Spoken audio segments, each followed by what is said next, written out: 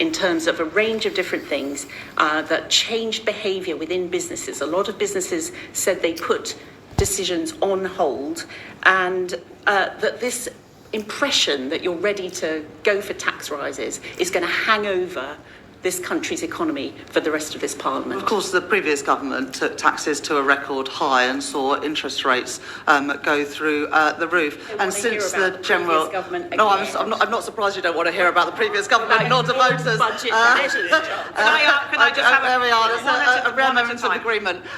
No one wants to hear about the previous government. Questions and answers would be good, please. Yes, which is what I'm trying to do, Dame Meg.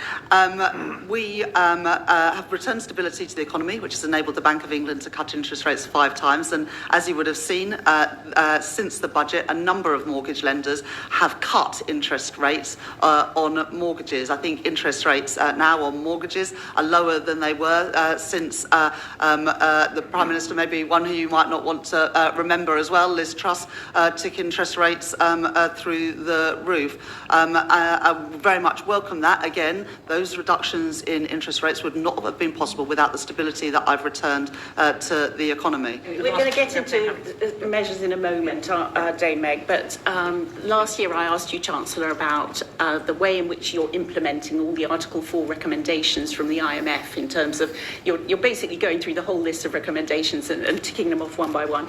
Last year I asked you if you were planning any overhaul of council tax. You said, no, we're not looking at that. I asked you if you were looking at road pricing. You said, no, we're not looking at road pricing. I would argue that you've started the process on both of those in this budget. There are a couple more measures that I think the public out there would be very interested in hearing if you can rule those out. Capital gains on primary residences, are you planning to do that in this parliament?